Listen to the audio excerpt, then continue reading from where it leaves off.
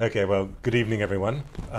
Thank you all for coming out on a sultry July evening. It's very brave of you all. But it's well worth the detour because we have a very distinguished and important guest this evening, Evgenia Lopata, who's come all the way from Chernovitzy in Ukraine. She's manages a literature house there. And, of course, this is a really important opportunity for us because Kirathani, being a literature house in Istanbul, partners with various literature houses in Europe and in Diyarbakir as part of a project called Literature Beyond Borders. And we're very delighted, pleased that this year we're partnering with Chernovitzy, which is an honor for us. And as part of a project called Solidarity in Europe. And so this is an opportunity for us really to get to know you and to hear about the institution that you represent. Evgenia, although, you know, she looks young, but she has a very distinguished career I behind. am young. There you are. Oh, I know. Well, I look young too, but I'm not. And yeah, well, we won't go there. Let's cut it. Yeah.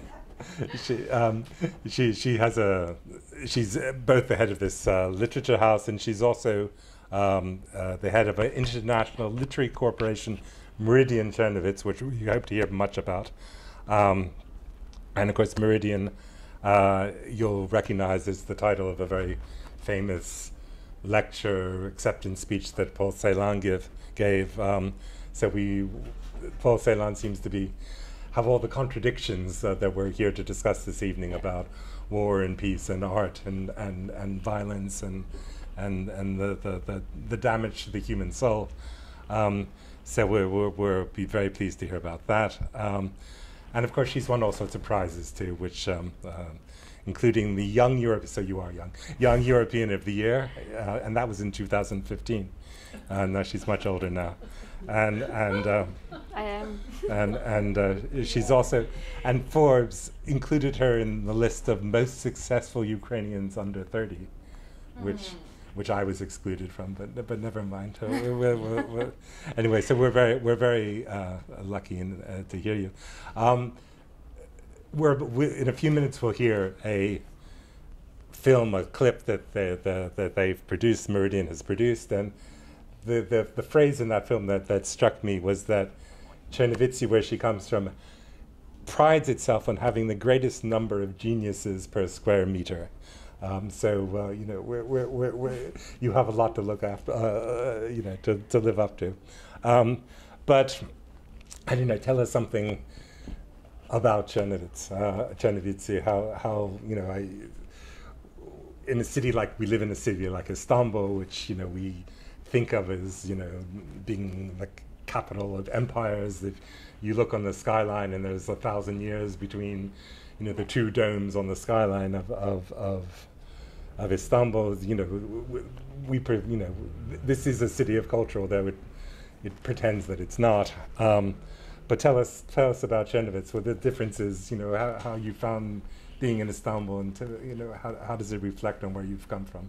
Yeah, so first of all, good evening to everyone. And for the very beginning, I just wanted to say that maybe the thing you don't know about my city, and the thing I have to mention being here, is that we were also part of Ottoman Empire, which means the city of Chernovitzy was also like the part of Turkey, okay, of your empire. So we're still like feeling, I mean, like we have been one country once, but then so in Ukraine we say now like better times came, because then we got the part of the other empire, which was Austro-Hungarian one, and then of course we were also lucky that we didn't get a part of Russian Empire, which had a very good influence on us. So we avoid all the problems which were the case for the another part of Ukraine, which was a part of Russian Empire, and then like of course we all were the part of Soviet Union, which was the worst period of our existing. But I would suggest that first of all we just see the video, because it's mentioned at first somehow, and then I can add like what is the story of this city, why did we choose this city to do in the festival. And because it's such a well, multicultural perhaps isn't the right word, but it's such a Middle European mix of people and cultures and faiths. So that would be a nice introduction. So maybe we can run the video. As a word to people who are watching this on YouTube, we're not able to show this film for copyright reasons on our own YouTube broadcast, but we'll send you the link. The link will be on the page, and you can watch it, and it's well worth the detour, well worth watching. So thank you for that. Yeah, I had a very different emotions while seeing this film, because it's filmed from 2012, which means like more than 10 years ago we did it, and a few scenes are looking so much in a different way. I mean, this market where people are selling something, it's not existing anymore, because like the Soviet heritage, it's not anymore to see, and it's also like very interesting to see it in perspective. But the first thing I was thinking about while showing the video, the film begins with a scene where the young man is staying on the tower of the town, and he is singing a song which is a national song of our region, and every day at 9 o'clock in the morning he goes up and he sings like this song. And it was like a very traditional thing, and all tourists came to the main square and they were listening to it, and it was very cool. So instead of it, more than 1 year, every day at 9 o'clock we have these silent minutes, and like the epicenter, like the main point is this square, so there is no music anymore, and instead of that we are taking silence, like memory for the people who died because of war. And it's like so many things changed during this time, and the festival itself changed, but the concept itself was, because of our history, we were parts of different countries, as mentioned, in the Ottoman Empire and then Austro-Hungarian. We were a former Jewish city, because 90% of the population were Jews before the Second World War. And we were also like, you know, the city very far away from the center of empire, because Vienna was in the center and Czernowitz was like the most the point. Periphery, yes.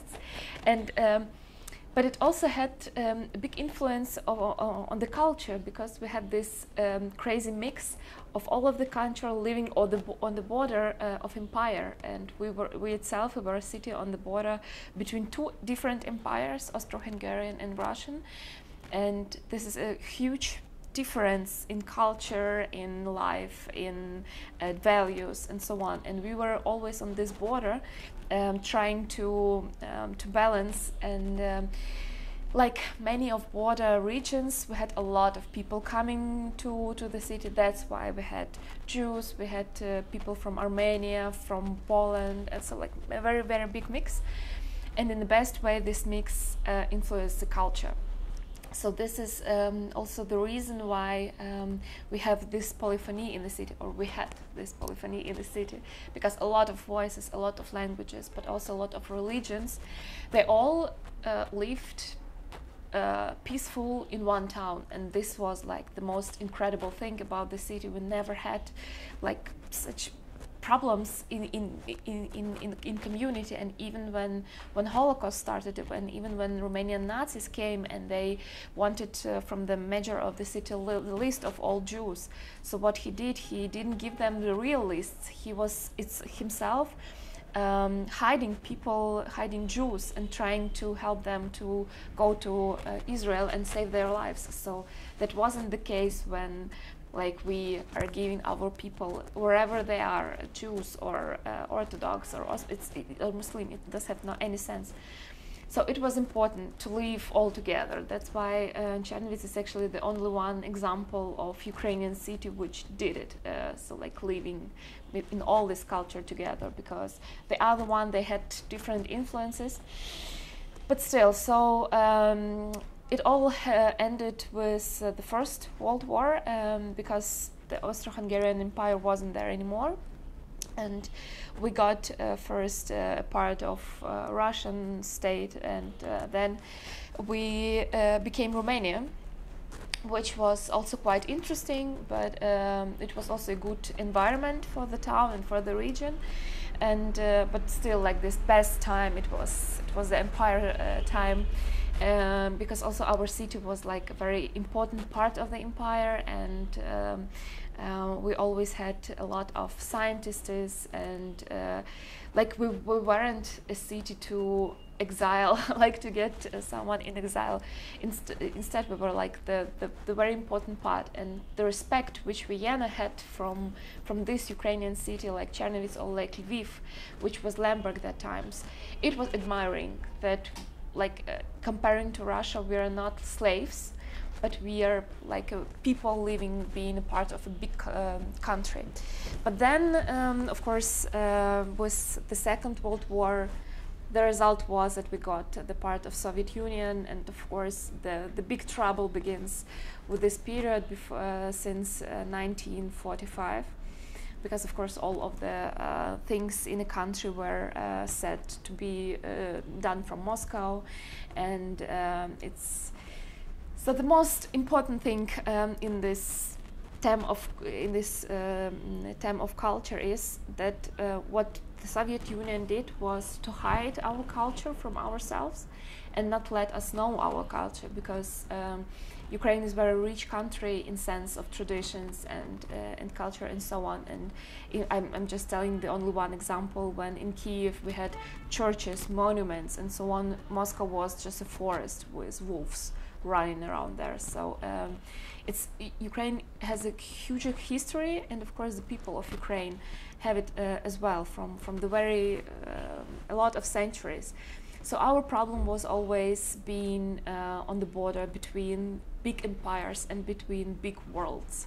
So this is also the case today. Why we are suffering so much? Because we are on the border of two civilizations, of European civilization with values, with understanding of life, and with barbarians who are like just see the only sense of their life to get some territory, to kill people, and like I don't know, to be empire again, which they will never do, but still like they are trying to do. So like when we talk about culture, it's an advantage to be on the border between civilization, because you have a very fast and very interesting development.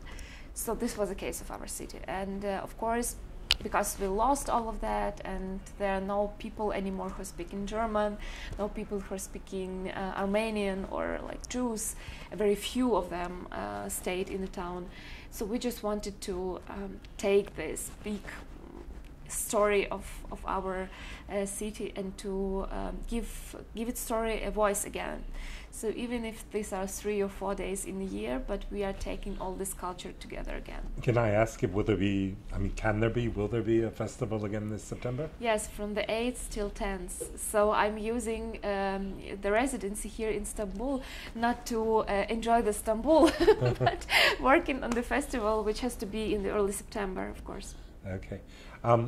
And we have I found that's the Kiev Literary Festival, not Chernovitz. Forgive me for straying so far, but it's a fairly, I don't know, heroic. Yeah. This sort of Matisse cutouts, the defense against books, the defense against bombs and violence and bloodshed. But I wonder if really if that's the truth. I mean, I'm sort of I don't know. There's Walter Benjamin when he famously wrote, you know, that when men came back from the First World War, they were not richer but poorer in their ability to communicate. Do you think war has produced, you know, how can people still write poetry? How can people still read books in such circumstances? Yeah, unfortunately, it's also the case of our reality. Like the very fresh example, I came here from Germany when we had a big literature tour with our authors. And one of the author couldn't take with us on travel because he's a soldier, and Artem Chekh, maybe we will mention him when we talk about this book. But like, you know, Germans, you have to plan your activities 1 year before, or like, I don't know, 2 years before. So we couldn't do it at all. So we can plan, the best thing we can do in planning, living and working in Ukraine is, in the best case, 2 months before. So I cannot plan anything for 1 month before. I mean, okay, festival is the other thing, so I have no choice. I have to do the festival, I have the dates, and I will do it no matter what. But like, when you have this literature tours, we all, of course, expect like some flexibility from the partners and so on. And they say, okay, yeah, but we are Germans, we cannot like do the event in 2 weeks. And I do understand it, because myself, I was living in Germany and working for the government, so I know how things are doing. But still, so what I wanted to say, we invited the soldier for the literature tour, and he said like, okay, I want to say yes, because I want to go on travel with you and presenting my new book and so on, but I cannot guarantee anything to you, because like, I'm on the front line. Even that time he wasn't on this in this like highest points, but still he said like, it's a war, I don't know where I will going to be tomorrow. But still, like, you have some kind of understanding where will you be tomorrow. So that's why we were like, okay, he's going on the tour. And then 1 month before we should travel, he had to go to the eastern part of Ukraine to take his documents. As a soldier, he had to take these documents and take it in Kiev and continue his work already in Kiev. And he just came to take these documents, and the big chef there in the apartment said, okay, I will give it to you, but just like take a uniform. You have to go today with your guys to the front line. There is a small village, and there are no Russians, but it's important that you keep this point, because it's like a very strategically important village for the army. And he was like, okay, and he's writing me the SMS, so I won't be in internet for a few days, like, no worries, I'm just having something to do. And he was sent to Bakhmut, and it was like a shock for everyone, for us, for the family, because he never got like, you know, official thing, you have to go there. He just came to take the documents, and they gave him like the uniform, and they went to this like small village, and the Russians were already there. So the point is, the Ukrainian army didn't know about it, so they just sent these guys for death. I mean, they hadn't such weapon or something like this, just came with 2 pistols, and I mean, it's nothing. And then there are hundreds of Russians with all the technique and so on. So he spent 5 days under the earth, so they make like these trenches, and they were eating 1 Snickers a day. All of them like had 1 bottle for 5 days, and they were in silence, without sunlight, 5 days, without any internet and so on. They spent there, and only because the big rain began, they could like escape. They were climbing for 10 kilometers, and then he called us, and he sent me a picture of himself, and I saw these crazy eyes, you know, when someone saw the death. And the point is, what I wanted to say, he spent 2 weeks more than in the hospital, because the bombs were falling and he couldn't hear and so on. So we just and I had to tell the organizer that he won't be on travel, and I didn't know if I am allowed to tell why he's not coming and so on.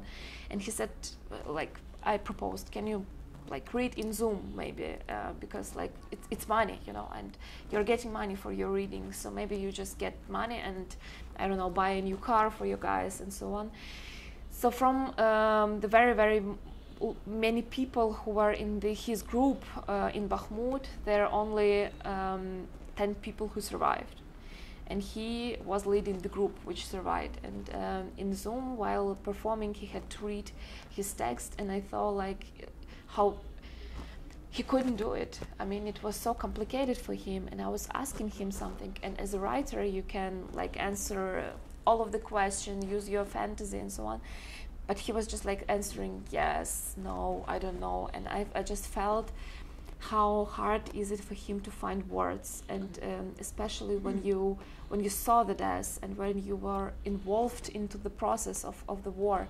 Because like for me it's easy to talk. I mean, I'm not there, I'm not even in a city which is under attack, thank God, but like just this night, because I was telling you, like I'm living in Chernivtsi, it's quite safety place because bombs are not falling there. Like for example, Lviv, and just this night they bombed Lviv, and we were like, I was shocked because it's just a dormitory where students, but also their family lives. And they said then in the report for the Ministry of Russia, it's like it's a very strategical military point, and we like destroyed it, and all the weapon. I mean, there were children sleeping there, and so question of how we're finding words, right? So it's easy for me to talk, but it's not easy for people being there to write, and of course they avoid now writing big novels or big prose. So the writers use short form, which is a little bit easier to work with, but also a lot of poetry is written now, because poetry reflects very easily on what happens. And the very important thing I have to explain, we have war during 9 years. It all started not in February 2022. That's why a lot of authors, of poets, they have a very lot of books written about the war, so it's not that much new topic, but on the other hand it's a crazy thing you have to describe, because I think our event like focus on the question, how is it possible to write after Bakhmut, and I'm just thinking about how is it possible to write poems after Bucha or Irpin, because a lot of cities now just got cemeteries. I mean, Kherson and the villages around them, which were destroyed because of water, of the dump, which was destroyed by Russians.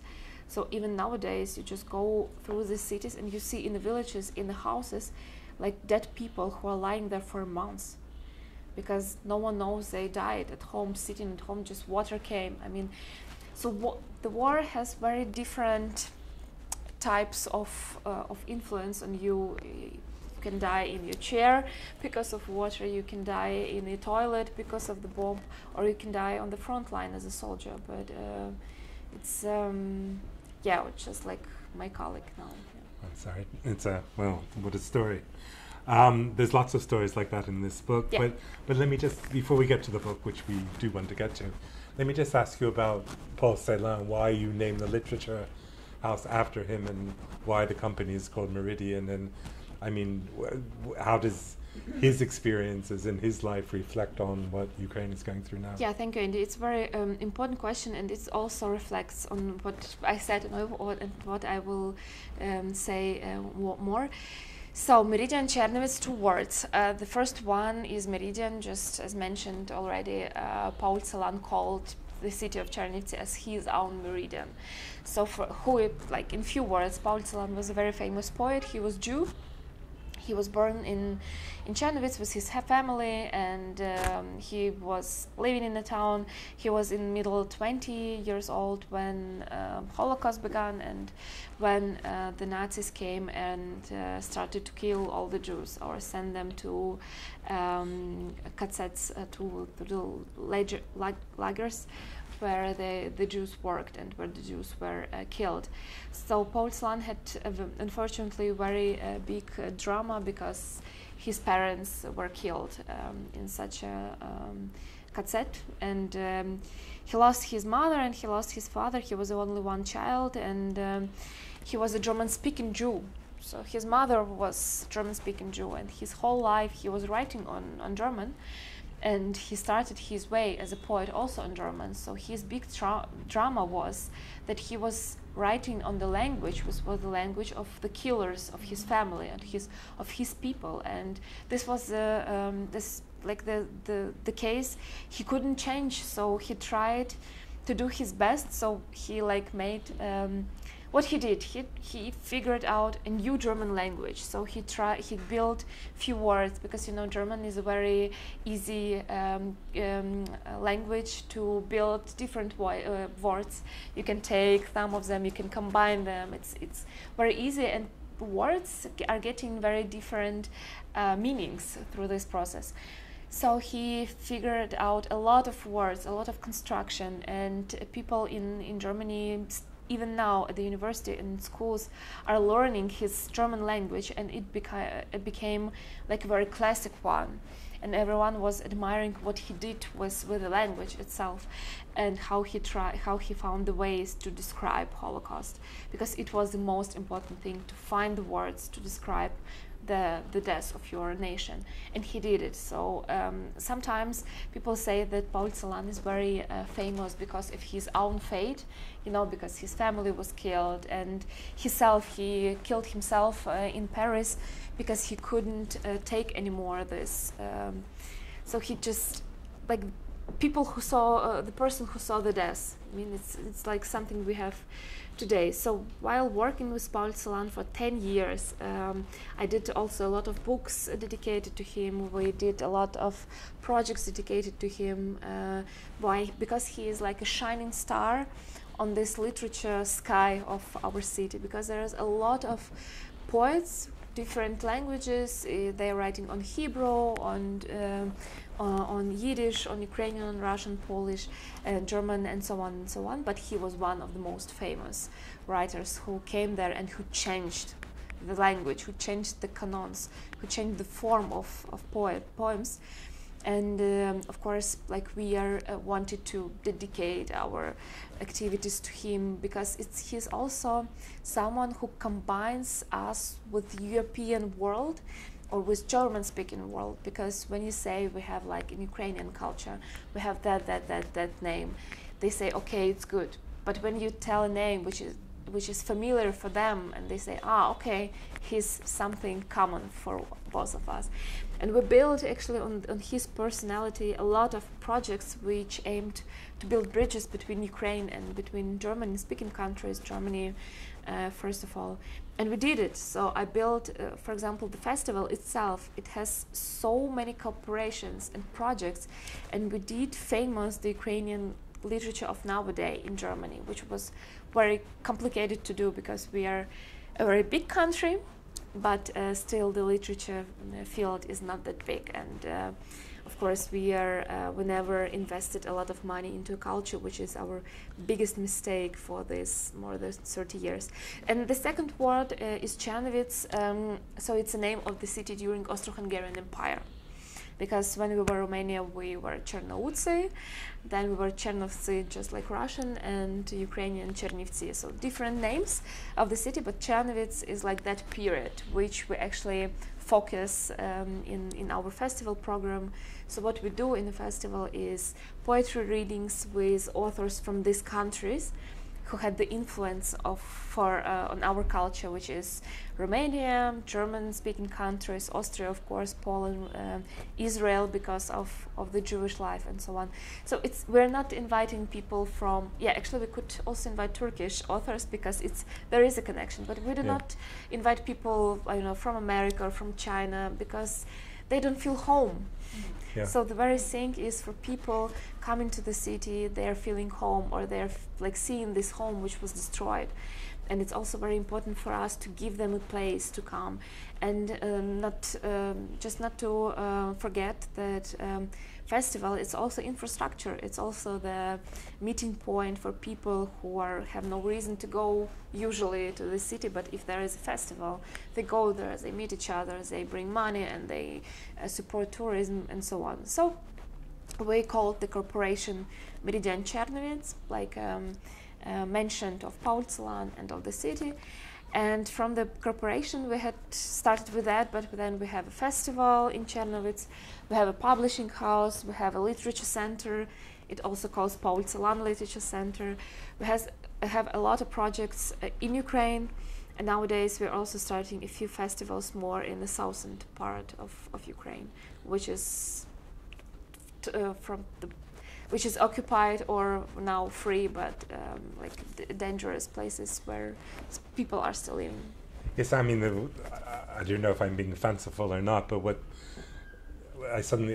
struck me was that here was Paul Celan, who survived the wars, survived the Holocaust, survived the most gruesome moment of 20th century history, and as you say, managed to reconstruct a whole language based on this, and yet at a certain stage in his life decided, Genuk was Genuk, that the intelligent thing was to end his own life, a bit like Primo Levi or, I don't know, Jean Marie, that, I mean, is this something that Ukraine is going through now? This notion of literature as being able to cope with these horrible events, and yet the fear that that these events might overpower them. Yeah, I mean, it's crazy because I work with this topic of Holocaust and of Paul Celan and his life at all, and I never thought that I will see the same thing in real life in the 21st century, because we were and even in school when I was studying and so on, we always had this understanding it cannot happen again. So it just cannot happen again. And while studying all this story and of course the Holocaust, I did as a student, I don't know, hundreds of projects dedicated to memories, and we collected the memories of people who survived in KZs and people who lost their families, a lot of Jews and so on. And I never had the idea that I will be the person who will see the same thing with my own eyes. And it's a bit shocking, but I have to say, just as many of Ukrainians, when the war started, 2014, we didn't have this feeling because we were 1,000 kilometers from that way. And of course, friends of us, some relatives, they were on war and we know about it, and a lot of them died, but it wasn't things in your house. You could go to the eastern part of Ukraine and you could see this war, but then one day this war came to your house. And that was a shock, that it's actually very, it's near as you think. And that was, of course, the understanding that probably till the end of my life I will still work with this topic, and I will still have to collect the memories of people who survived, or people who lived in this situation, and to collect the memories. And I'm a bit angry about it because I started my career 2014, and I worked in normal conditions 3 months, and then the war began. So my whole career is working in frames of war, and it's a bit strange for me because I saw when I will be 18 years old, I had I had European education. I studied foreign languages. I have been to so many seminars and so on in Germany, and I was also working in Germany on these topics. How is it to take this? I saw these Germans taking responsibility for Holocaust and for the Second World War, and I was I didn't understand how they live at all, feeling this guilt. And all these projects, of course, I always saw that this is a way for Germans to, to make apology, and they were doing all this. And I can imagine how much should Russia do to make this apology for Ukraine, because I don't even imagine how they will do it. But so the point is, of course, war is a very central point of everything, and it's not good. It's something I never wish to anyone at all. Notoriously so. I guess which brings us to a book called The State of War. Yeah. I mean, I have my own thoughts about the book, but tell us how it came to be. Yeah, so in short, because this story is very long, but in few words, of course, when the war began, we all, mostly a lot of us, lost our jobs, because you don't want to get new nails, or I don't know, to have a fancy, I don't even remember when I bought for myself a new dress or a new, I don't buy anything, I mean, I don't need it at all. And a lot of professions are not that needed now, for example, like moderators of weddings or something like this. A lot of people lost the job. A lot of people had to leave Ukraine and to go to the other countries. And like people who suffered a lot were writers and people who are involved into the culture, because we are in general not the richest people. And then when you also have war, and of course you lost all your previous projects, for example, like working and writing articles for newspapers, because no one is interested anymore. And of course, like it followed the pandemic too. Yeah, but like pandemic was like when there was a pandemic, we were thinking there is nothing worse than COVID, and then the war began. So it's like,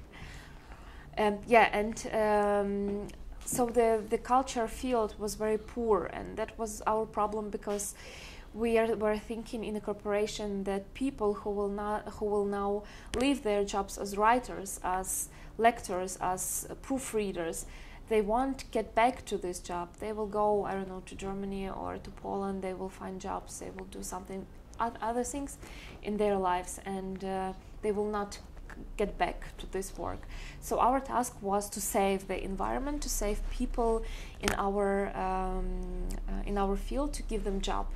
But of course, like a small corporation, what we could do, we were giving grants to our writers, we were helping them and so on. But we saw that there are so many people in Ukraine like needed in a culture. And then we met colleagues from the USA, like who are like transferring money from USA to Ukraine. And USA is giving a lot of weapon, of course, but they wanted also to support the culture, and they wrote us and they said, so maybe we give money for you and you give it to the writers as humanitarian help.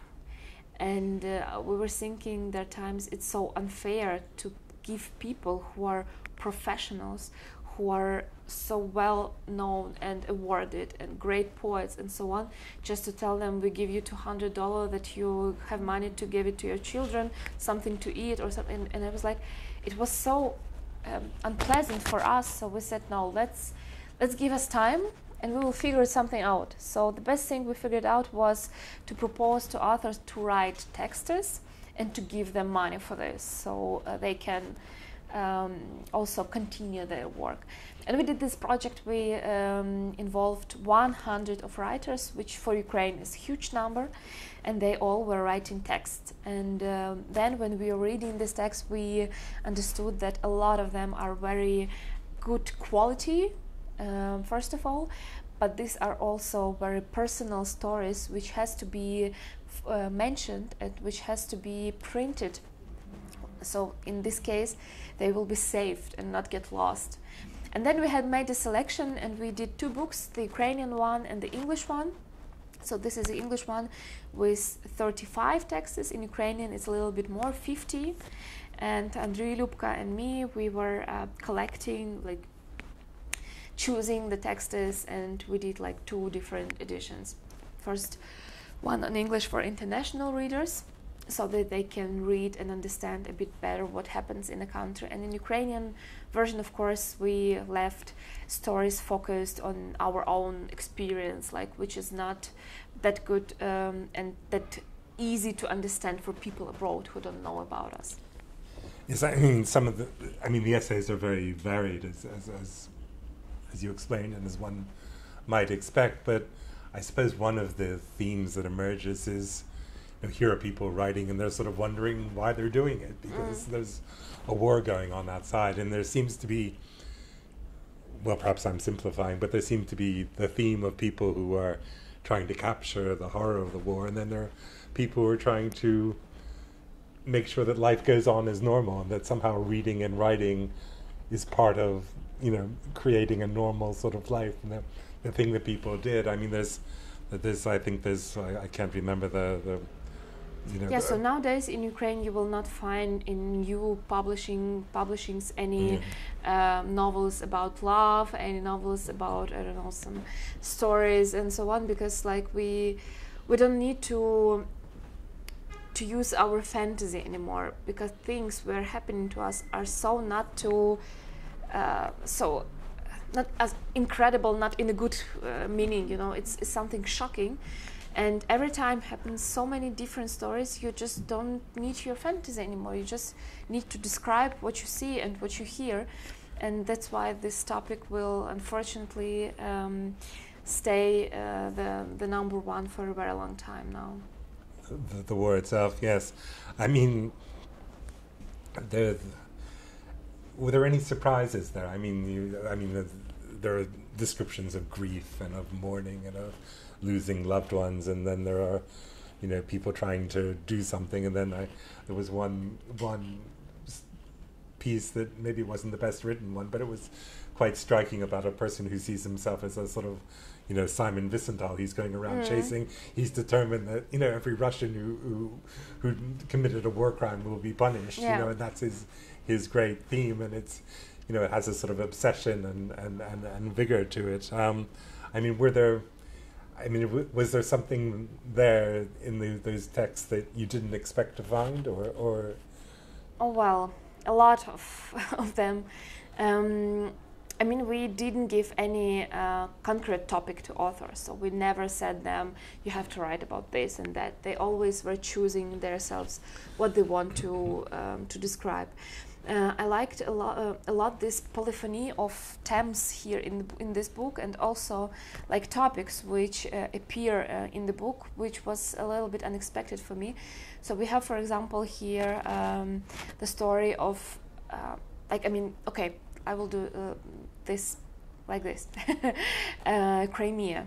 Crimea now is a very complicated topic, because now today in the news, when we see something explores in Crimea, there are bombs in Crimea and so on, we are some kind of happy, because we know there are Russian soldiers there, and if something explores, that means their weapon is on fire, which is good for us.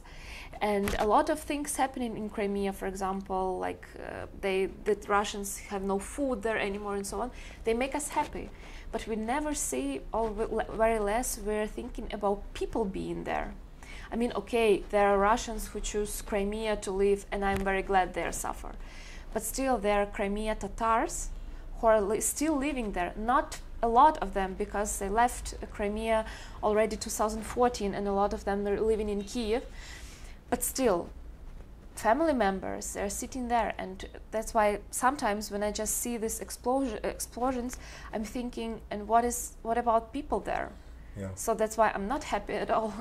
And so I was very glad that one of the author of this book, who is actually from Crimea, he described this topic, and he was the only one who were talking about Crimea, because we always talking about it in strategic view, but we never explain in the literature what's happening there from that, because his family is now in Crimea, and his family is of course also happy about explosion and so on, because they had adaptation, like they know where they don't go and so on. And of course Ukraine is not wearing bombs to the civilists, so that's why no one of them died. So the people who are dying there, dying in the prisons because of Russians, because they're Crimeans and they are talking, which is not allowed to talk. That's the essay called Cenk, was it? Yes, by Ali Maliyev. Which will be familiar to Turkish audiences, because Cenk means war in Turkish, of course.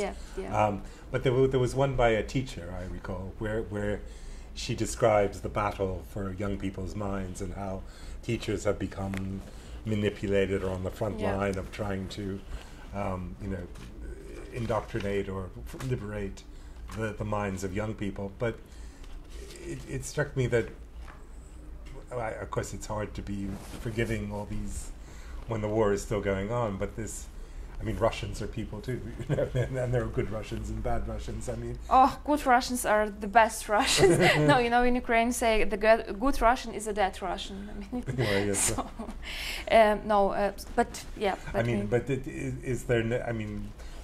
Russian culture is a part of Ukraine as well. No, Russian culture is not a part of Ukrainian culture. Ukrainian culture is a part of Russian culture. There is a difference. No, because we always had our own writers and painters and sculptors and so on. Let's say a common culture then. Yeah, so I think that will be a better word. Even we don't want to have anything common with, but in Ukraine we had, it was a quite funny story last year, because there was a big process of destroying of Pushkin's monuments in Ukrainian cities. And Russians were very angry that Ukrainians are destroying the monument of a big Russian poet, Pushkin. And I'm asking myself, why there are monuments of Pushkin in the small villages of Ukraine? I mean, he has nothing to do with these cities at all. He never been there. He has no role for the city. Why don't we have like monuments for our own writers? Of course, there is Taras Shevchenko, who is very famous, but there are hundreds of them. And I can explain you why did we have these monuments of Pushkin, because it was the task of empire. All empires do this. They give like some symbols of the empire everywhere where empire is leading. And that was a symbol that Pushkin is there, which means is a Russian territory. So I'm asking myself, why didn't we destroy this monument 30 years ago? But probably we were too gentle to this common culture, which we actually didn't have to be, because we just had to take all this trash and take it to the museum, have it in the museum as a, I mean, like exhibition or so on, and you can go there and you can see this Soviet part of the story of the history, but that's all. It does not have to be in the middle of the city. You don't have to see on it, because when we say, like, my first so first thing I'm thinking about when I'm like think about Russian culture and so on, I'm thinking about the destroyed Renaissance of Ukraine, which is a period of Ukrainian culture in the last centuries, when all important and famous representatives of Ukrainian culture were killed, just because they were too loud as culture voices, too loud as people who could change something, and they were all killed. And when I'm thinking about Russian culture, I'm thinking about the culture whose task was to destroy everything else, just to, I don't know why, because they were always afraid that the other culture will be, I don't know, bigger or more important. But if you ask me personally, all of the people I know from Russia were the ones who left Russia 2014, all of them. So in my field, how to say, they all live in Europe, and well, I have different opinions to this, but the very remarkable thing, none of them told something in public or even in Facebook about the war. They're just ignoring the thing.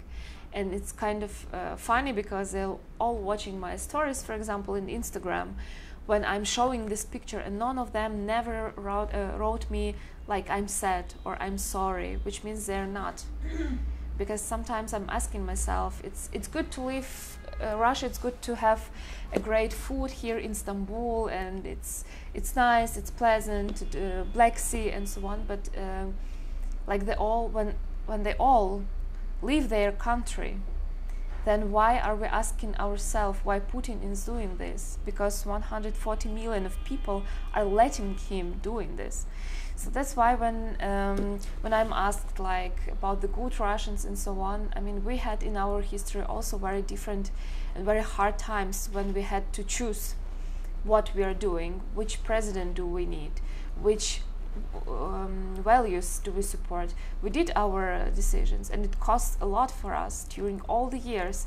Even now, 2014 and so on, people died. People are dying now, and I mean, I'm also asking myself if this all is worse of all these deaths, because people who are dying in the war now as soldiers, these are very intelligent people, young guys who have real lives. No, I mean they went to school, they went to university, they have degrees, they have like families, businesses, and so on. They're intelligent.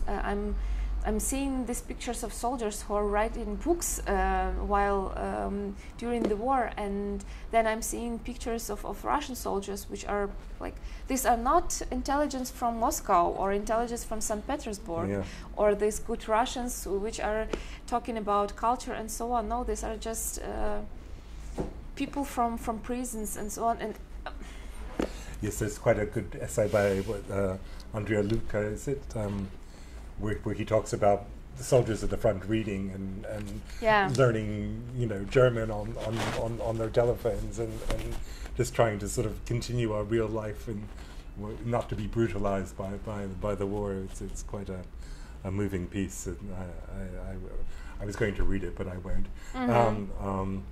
No, I liked a lot in this book because there are very different topics. Also, they mention in this book, but these are on one hand texts about the lost, but on the other hand, there are also very strong texts which are giving explanations.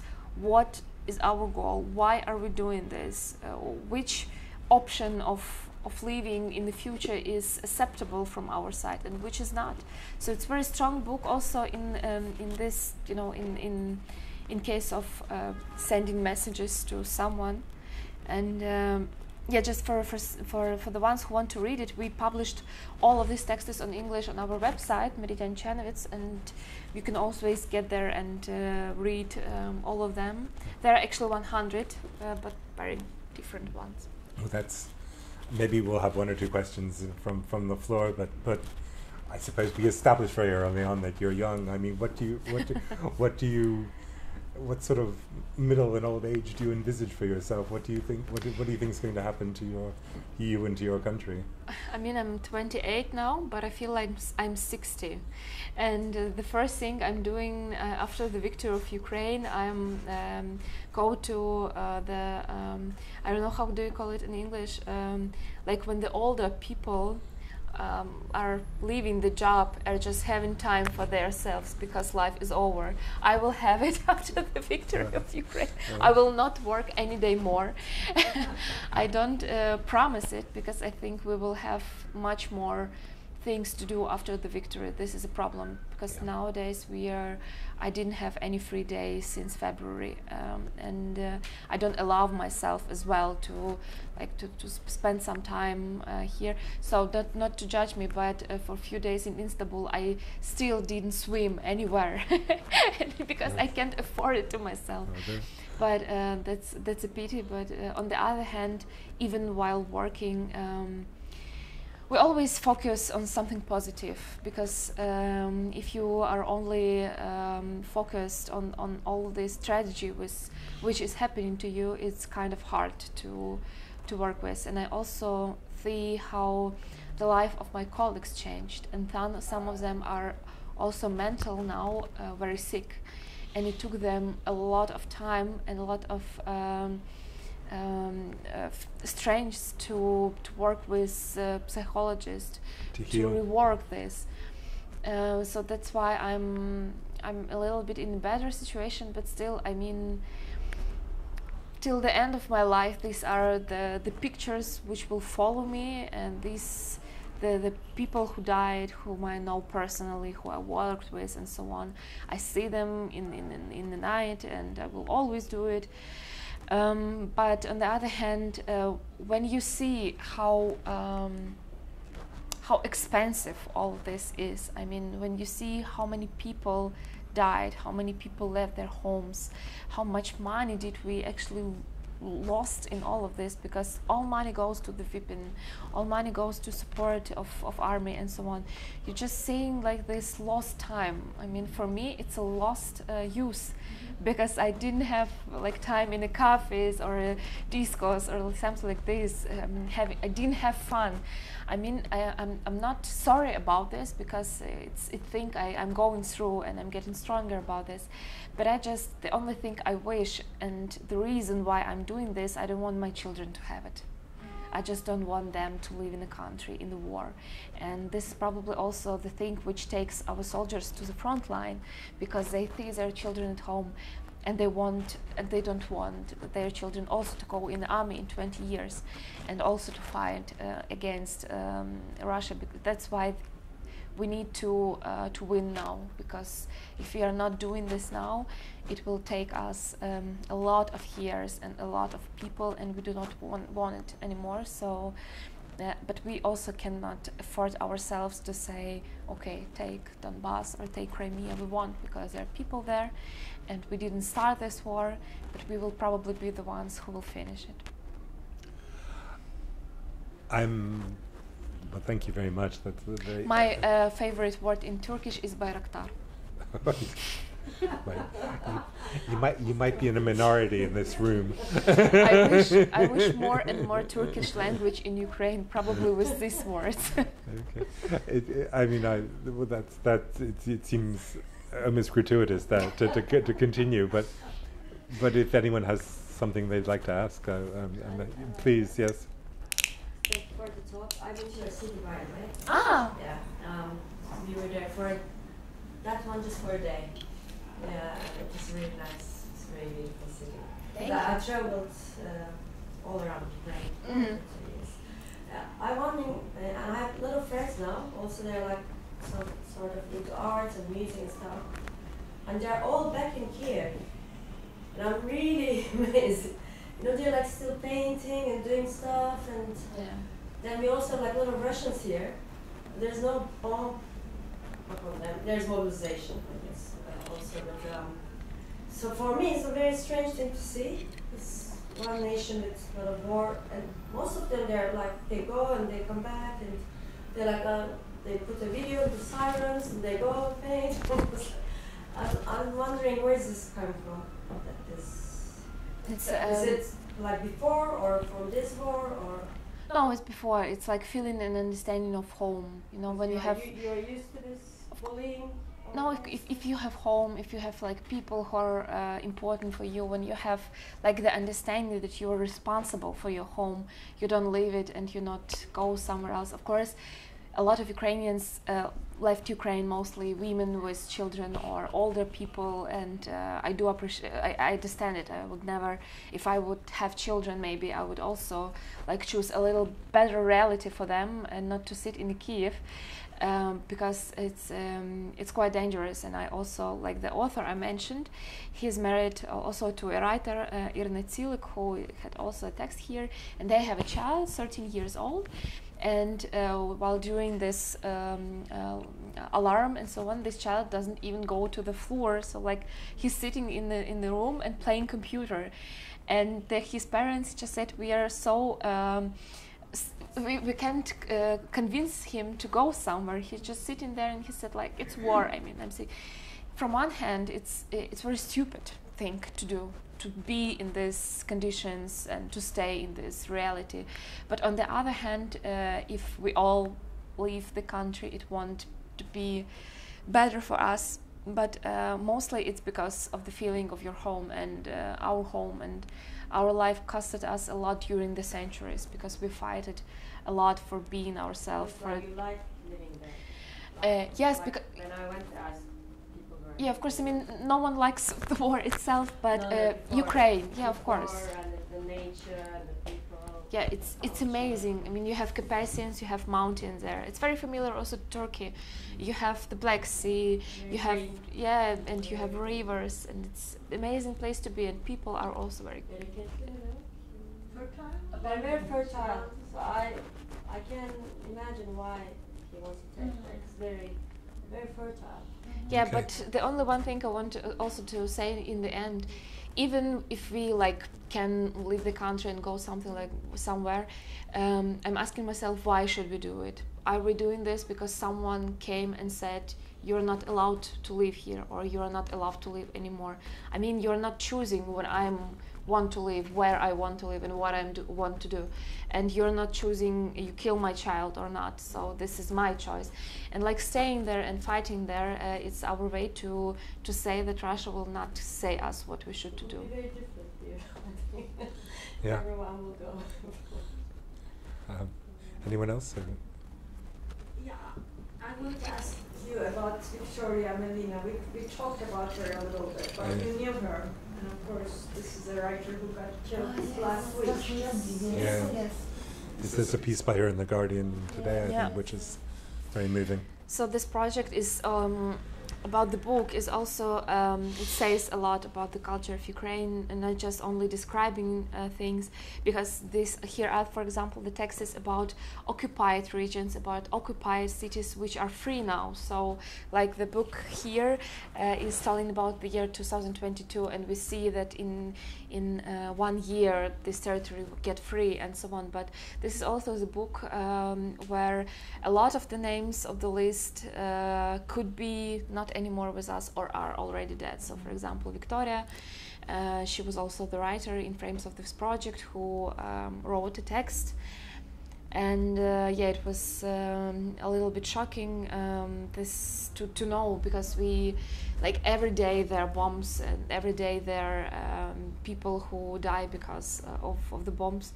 But when it's someone of your friends is there, it's very different. It changed everything for you, but it also gives the understanding that there are not any friend people, because everyone is someone's colleague and so on.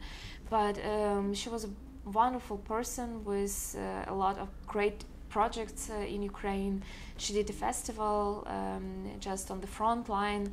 The city is now occupied. It calls New York, and it's a very funny story, because like it's a very small New York on the front line. But she did Ukrainian literature festival there, and she wrote great books. And it's just not it's still not possible for me to understand that we won't meet anymore, and we won't write new texts anymore. And her little son will be there living and asking himself the whole life why they killed his mother. And unfortunately, war is not choosing who will die today or tomorrow, but the point is people are dying, and it's very tragic. So this only says that we have to fight a little more aggressive, and that the countries have to support Ukraine a little more active to give us a chance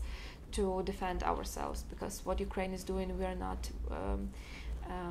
shaking bombs on Moscow or on St. Petersburg. We are just defending ourselves, and it's important to be defended, because yeah, I just don't want to even think what happens if Ukraine will not get it, because the situation in the world will change a lot, and unfortunately not in the best case for everyone. No, it's an amazing, well, so far it's an amazing, sad but somehow inspiring story, as you have been. So thank you so much for being with us and sharing your time and building a friendship between Istanbul and Chernovitzy. We you know, I'm sure it's a friendship that will continue. But thank you very much for being with us. Thank you for coming.